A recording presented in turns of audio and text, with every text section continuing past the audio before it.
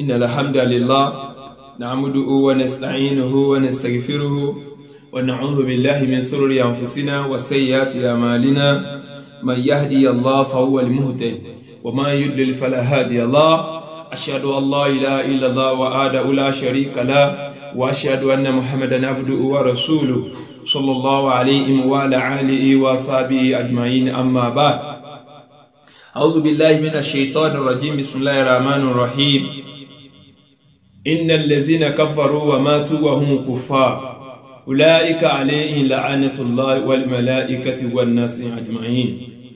ربي اشرح لي صدري ويسر لي أمري واحلل عقدة من لساني يفقهوا قولي السلام عليكم ورحمة الله تعالى وبركاته يوم يا من نسوا موكيواسي أباكتا ètò wa èyí tí Ọlọ́run Ọba Allah subhanahu wa ta'ala tó ń bá wa sọ̀rọ̀ lórí ẹ̀ ẹ̀rí pé mo ti sàlàyé nípa àwọn ikọ̀ kan tó já sí pé àwọn náà fẹ́ràn Ọlọ́run Ọba wọ́n nígbàgbọ́ nínú ẹ̀ ìwọ tí wọ́n ní pé ọwọ́ Ọlọ́run Ọba ni wọ́n ti máa ń béèrè nǹkan wọ́n béèrè nǹkan lọ́wọ́ séwù kan wọ́n béèrè nǹkan lọ́wọ́ òòṣà kan wọ́n sẹni tí mọ́lọ́ ń tà wá fún sàárè òkú wọ́n sì sẹni tó já sí pé òkú tó ti kú oníwọ́ gbọ́kànlé pé táwọn bá ti dárúkọ rẹ̀ àṣeyọrí ètí ìbá àwọn tàbí wípé láì tí lọ́bọ̀ òsálẹ̀ àwọn ìṣòro tí ń ṣe àwọn kò lè tí lọ so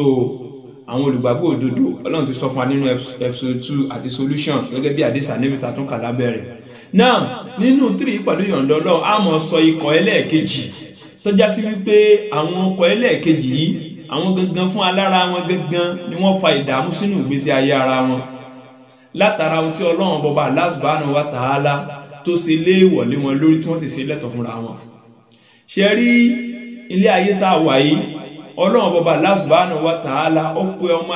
ènìyàn sáwọn àkéèsí tó pọ̀ ṣùgbọ́n torí pé ṣé ìtọ́ni ọ̀fẹ́ kí ọmọ ènìyàn jèrè ara rẹ̀ débi tí ẹni tó dáa tí ń ṣe Allah subhanahu wa ta'ala tí ó fi jèrè ẹ̀ ó jẹ́ ká kọ etí ikú sí ọ̀pọ̀lọpọ̀ ọ̀rọ̀ látara nǹkan tí Ọlọ́run Ọba àlekè ọlá ti ń bá wa sọ ẹ̀rì pọ́n ti dáhùn sọ pé ọ̀nà méjì náà ni Kùránì máa ń sọ̀rọ̀ sí tẹ́nìkan bá dáhùn sọ pé èyàn ó jí àlìkìyámọ́ kò sún tó wà lálìkìyámọ́ tí èyàn jẹ níyà tó ju iná lọ kọ́nà mọ́jà wọná tẹ́nìkan bá ní èyàn ó rí ìdẹ̀ra àlìkìyámọ́ kò sún tó wà lọ́dọ̀ Ọlọ́run ní ìdẹ̀ra àlìkìyámọ́ tó ju àlìjẹ́nà lọ ó lè jura wọn lọ ó lè gírèdì jura wọn lọ bẹ́ẹ̀ náà níná ó lè strong jura wọn lọ ọlọ́mọjà wọ̀ bá ọtún náà wò ṣùgbọ́n àlìjẹ́nà èèyàn mọ̀ ìyá mi kò sí dẹ̀ra mi tó wà lọ́dọ̀ Allah lálìkìyámọ̀ tó ju àlìjánà lọ àlìjánà Firdaus ọlọ́mọsá fi ṣe ẹni kọ̀ọ̀kan wá ní ẹ̀san rí náà mẹ́yàn mọ̀ ìyá mi fásì kan wà ní Al-Qur'an Al-Karim tó ẹkẹ́ mi àti ọjọ́ ronú sí láì tẹ kọ́mẹ́ntì lábẹ́ rẹ̀ ó ti tó fún ẹnikẹ́ni láti rò pé òun ò gbọ́dọ̀ tásì àgẹ̀rẹ̀ kó wọ́n bá bọ́ sínú àwọn ìjọ ẹlẹ́ẹ̀kejì yìí torí pé ẹni ọba ti rọ́lọ̀ àwọn kẹta fẹ́ kàkalẹ̀ yìí ó ti kó lágbọ́nrin ẹni tí ń ṣe kíni o lẹ́ni tó lè tó farati Ọlọ́run ó ti farati nǹkan míì lẹ́yìn Ọlọ́run ó sì ti pín nǹkan míì lẹ́yìn Allah subhanahu wa ta'ala in fact ohun tí ò lè sí láǹfààní ni ohun tí ń pè léyìí tó ti gbajúmọ̀ láàrin àwùjọ wa lẹ́nu táwọn èèyàn ń ṣe nǹkan bú bíi pé nǹkan rẹ ni wọ́n ń ṣe fásì yóò wà ní Suratul Baqarah Quran chapter number 2 ní Suratul Baqarah aya 165 Ọlọ́run ní wa minan nas ń bẹ nínú àwọn èèyàn man yattakhizu min dunillahi andada tí wọ́n mú nǹkan míì lẹ́yìn Allah subhanahu wa ta'ala ní ohun tí wọ́n ṣe kí ni o ní wọ́n mú nǹkan míì lẹ́yìn Allah subhanahu wa ta'ala yuhibbunahum ka hubbillah ṣẹ́dí ohun tí wọ́n wá mú lẹ́yìn Ọlọ́run Ọba yẹn lọ́lọ́run yẹn ohun tí wọ́n mú lólùfarati yẹn lẹ́yìn Allah ohun tí wọ́n mú lólùgbọ́kànlé lẹ́yìn Ọlọ́run Ọba yẹn yuhibbunahum ka hubbillah wọ́n wá fẹ́ràn kìíní yẹn gẹ́gẹ́ bí ìfẹ́ tó yẹ kí wọ́n ní sí Allah subhanahu wa ta'ala imagine Ọlọ́run bá ní pé ń bẹ nínú àwọn ènìyàn mi tí mo dá ma yattakhizu min dunillahi andada tí wọ́n mú nǹkan míì lẹ́yìn mi Allah subhanahu wa ta'ala tí wọ́n tún mú ní Ọlọ́run Ọba tí wọ́n tún mú lólórogún pẹ̀lú ẹ̀ ó tún wá ní yuhibbunahum ka hubbillah wọ́n fẹ́ràn kìíní yẹn gẹ́gẹ́ bọ́n ti fẹ́ràn Ọlọ́run àsìfẹ́ tá a gbọ́dọ̀ ní sọ́lọ́run ìhà gbọ́dọ̀ ní sí nǹkan kan míì mọ́ láyé wallahi a gbọ́dọ̀ ní sí nǹkan míì mọ́ láyé tá bá la fẹ́ràn Ànábì wa Muhammad sallallahu alaihi wasallam tá bá la fẹ́ràn òjíṣẹ́ Ọlọ́run sallallahu alaihi wasallam ohun tí wọ́n ní ká fẹ́ràn lára Ànábì sallallahu alaihi wasallam ju ya wa lọ ju bàbá wa lọ ju ẹ̀gbọ́n wa lọ ju àbúrò wa lọ ju gbogbo nǹkan wa lọ nítorí ká ní ó lè líǹkì wa mọ́lọ́run kìí ṣe pé Ànábì nínú tí ó fi wá sí kò lálìjẹ́nà tí ó fi wá sí Ànábì ò lè jẹ wá yá kò níyà tí ó fi jẹ wá tó bá jásí pé Ànábì ní àwọn kápá nǹkan wọ̀nyí ni kò yẹ kó jásí pé kú tí bàbá náà ní ó wá gbẹ̀mí Ànábì náà tàbí kó jásí pé ó yẹ kó mọ ọbẹ̀ ní títí tá yóò fi dópin abẹ́ẹ̀rí so tí ń túmọ̀ sí pé ohun tí a fẹ́ tá sì fẹ́ tẹ̀lé tá sì fẹ́ nífẹ̀ẹ́ sí lára Ànábì Muhammad sallallahu alaihi wasallam òun náà ni pé ká tẹ̀lé advice ìmọ̀ràn tí ń fún wa ká tẹ̀lé ìlànà rẹ̀ tá a pè ní súnà rẹ̀ Ọlọ́run bá síbẹ̀ Ọlọ́run bá sọ báyìí ká mọ́ gbó lẹ́nu níbi ọ̀rọ̀ fásì Kùránì pọ̀ lọ lérí ìyẹn rẹ́gẹ́dẹ́ ṣùgbọ́n bẹ́ẹ̀ kọ́ ni mò ń lọ lẹ́nu ẹ̀yin ọmọ ìyá mi a gbọ́dọ̀ nífẹ̀ẹ́ Ọlọ́run ọba lánìí tán tó yẹ pé irúfẹ́ tá a ní sí àníní sí nǹkan mìíràn Ọlọ́run wá ní ṣùgbọ́n àwọn ẹni tó jásí pé wọ́n mú nǹkan mí lẹ́yìn ní Allah subhanahu wa ta'ala yuhibbunahum ka hubbillah wọ́n fẹ́ràn kíní àwọn kíní yẹn gẹ́gẹ́ bí ìfẹ́ tó yẹ kí wọ́n ní sí Allah subhanahu wa ta'ala tẹ́bá èyí pọ̀ láàrin àwùjọ wa lẹ́nu ẹlòmíì gbé séwù mí rù débi pé ọfẹ́ mọ séwù jọ lọ́wọ́ ọba rẹ̀ tó da gan lọ ẹ̀rí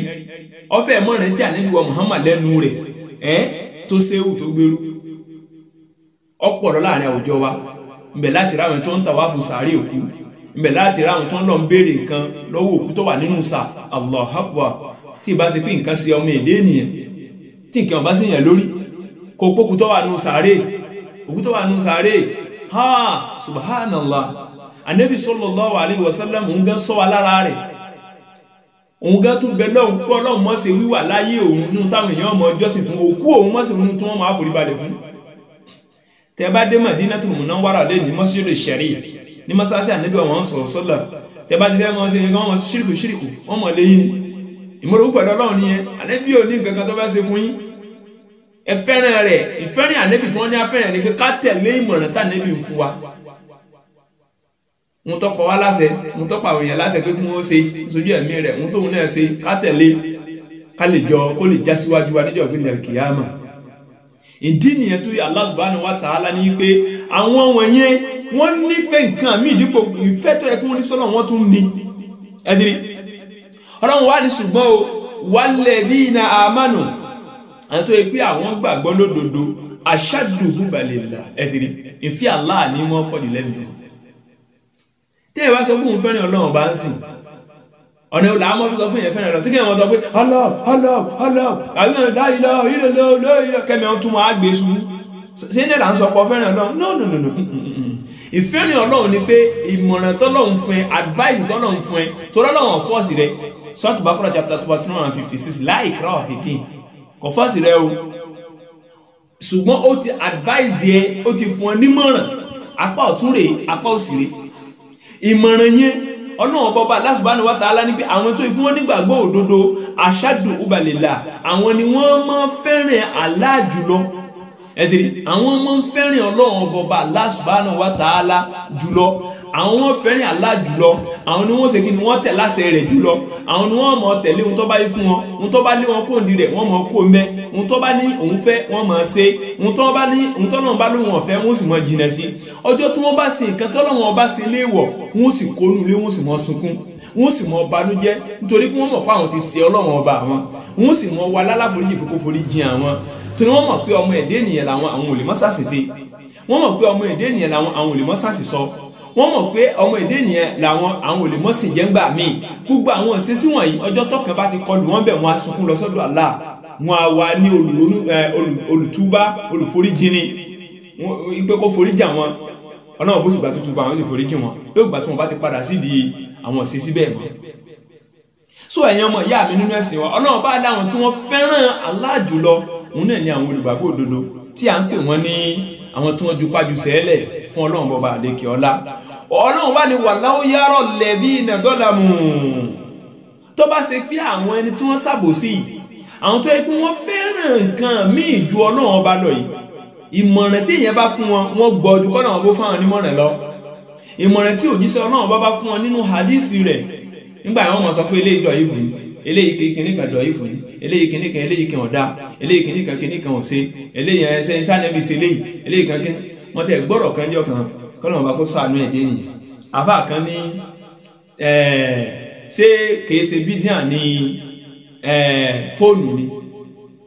ṣé kìí ṣe bídíà ní báwọn ló tún pè náà mútò ní sánẹ́bí gun mútò ní sánẹ́bí sunrú lé tí wọ́n ń sùn ní bébí ràkúnmílà nẹ́bí máa ń gún bébí kìíní kan náà wọ́n wò pé we lack of knowledge again kí ló fẹ́ ní ṣe rí àwọn nǹkan tí ò ní ṣe pẹ̀lú ẹ̀sìn rárá àti rárá nísìnyí kọ́ mọ́ra mútò kódà kọ́ mọ́ra kẹ̀kẹ́ kọ́ mọ́ rinṣẹ́ káàkiri kọ̀ọ̀kan Ọlọ́run bá ń tiẹ̀ again kó ra mútò kó ra kíní kó kọ́lé kó tún fi ṣe tọ́lọ́run bá ó tún gbà dáadáa nídìí rẹ̀ again ọba àwọn sùn abẹ́ igi káàkiri a ní ohun ti ṣe ohun tọ́lọ́run ni kò ṣe nú ẹ̀sìn rẹ̀ ìyún gángan nìkan pàtàkì jùlọ à ń lo fóònù kíní fún àwọn gbogbo àwọn yẹn kì í sara bídá kì í dẹ̀ sara àdádálẹ̀ kan ọ̀kan gan bí mírí tó ní stéèjì tá à ń gùn yẹn ó ní stéèjì tí mo máa ń gùn níbi lẹ́kṣọ̀ yẹn ó ní ṣé kìí ṣe bídíà ní stéèjì gúngún Ọlọ́run kó ṣàánú ọpọlọ èèyàn o àwọn ẹjanú kànga ẹjanú kànga ẹ mọ̀ pé ẹjanú kànga ní sìn yóò kàn mọ́ lókè yóò mọ́ lọ lẹ́ni so kò kó mi tó ojú kan náà ni so kò jẹ́ kí ọ̀rọ̀ yẹn ó lè jọ mí lójú lọ títí so àbí Allah subhanahu wa ta'ala kó ṣàlékún ìmọ̀ àtàgbọ́ yìí fún wọn so ẹ̀yin ọmọ ìyá mi a nídìí láti ronú nípa ohun tí Allah subhanahu wa ta'ala ti ń ṣe àlàyé rẹ̀ fún ọmọ ẹ̀dẹ́ ènìyàn Ọlọ́run bọba Allah subhanahu wa ta'ala ó wà ní walau yara alladhina zalamu tó bá yẹ pé àwọn tó wọ́n sábò sí tí wọ́n fi nǹkan míì sí Allah yìí tí wọ́n fi nǹkan míì ṣàtẹ̀kùn sí ọ̀dọ̀ Ọlọ́run ọba yàtọ̀ sí Allah subhanahu wa ta'ala Ọlọ́run bọba àlékè ọlá ó ní o ìsìyàrá òun ẹ̀la àdáàbà tó bá yẹ pé wọ́n rí yà ni tó bá ṣe pé wọ́n rí ìyà ni alladhina zalamu tó bá ṣe pé àwọn ẹ̀dìrì yàrá Ọlọ́run ló bẹ̀yẹ̀ o ẹ̀dìrì walau yàrá rọ̀há ó ti rí yàrá yóò rí Ọlọ́run wá ní walau yàrá tó bá ṣe yí pé wọ́n ti rí ni that means wọ́n ti padà wá rí in future Allahu Akbar alladhina zalamu àwọn tó yẹ pé ismu mawsul zalamu àwọn tó wọ́n sàbòsí ìsìyàrá àdáàbá tí wọ́n bá lọ rẹ̀ rí ìyà ni tẹ́gbọ́n wọ́n lọ rẹ̀ rí àwọn ọ̀yà tó dúró dè wọ́n nínú sàárè àwọn ọ̀yà tó dúró ní gbangba ọjọ́ ìgbéǹdàlì kìámọ̀ ẹ̀mọ́ ìyá mi annal quwwata lillahi jami'a wọn ò bá mọ̀ pé gbogbo agbára pátápátá tọ́lọ́wọ́n ọba nìkan ní í ṣe òun nìkan ni wọ́n bá bẹ̀rù òun nìkan ni wọ́n bá jọ́sìn fún wa anna Allaha shadidul 'adhab wọn ò bá sì gbà yí pé Ọlọ́run bá burú lórí fìyà jẹ ẹ̀yìn Ọlọ́run ní sèmi àtẹnukọ̀ọ̀kan wa lẹ́nu ìyá ẹ̀yẹ mọ̀ ìyá mi Ọlọ́run mọ̀ sí wa lẹ́nu ìyá o yẹ́tìrí sẹ́ẹ̀rí ká lọ rí fẹ́ràn nǹkan míì dípò Ọlọ́run aburú ńlá ni o kódà yóò bá yé èèyàn jẹ́ yóò sì bọ̀rún èèyàn jẹ́ àwọn kírísítẹ́nì lẹ́ni tí wọ́n fi dẹni tó ṣìnà ìfẹ́ àfẹ́jù ni o ìfẹ́ àfẹ́jù ni o tí ò nítumọ̀ ó ti wà lágbọ́nrin ó ti wà nínú àwa tá à ń pera wa ní mùsùlùmí náà kán rin lẹ́ni tọ́já sí pé tí ń bá ń porúkọ èèyàn míì báyìí títí ẹ tó fẹ́ ju àwọn eléégún gan lọ bí ó ṣe kó píṣọ rẹ̀ sọ́run bẹ́ẹ̀ ni ó kó gbogbo ẹ̀ sẹ́sẹ́ kódà ẹlòmí ò tún wọṣọ rẹ̀ Allahu Akbar gbogbo àwọn nǹkan wọ̀nyí èmi kọ́ ni mo sọ ẹ lọ Quran chapter number 2 verse number 165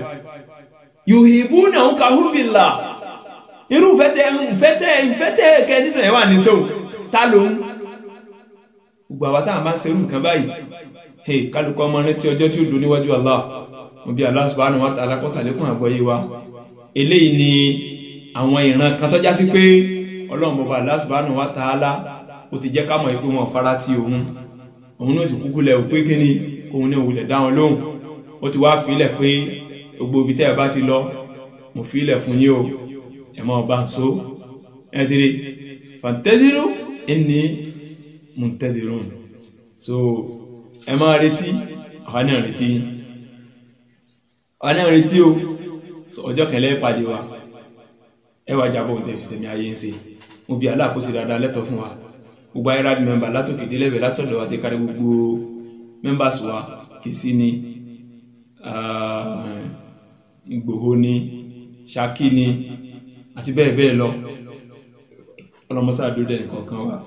gbogbo àwọn olùkúṣẹ́ Ọlọ́run bá lọ́wọ́ bẹ̀ látọ̀dọ̀ brọ́dà wa láti Canada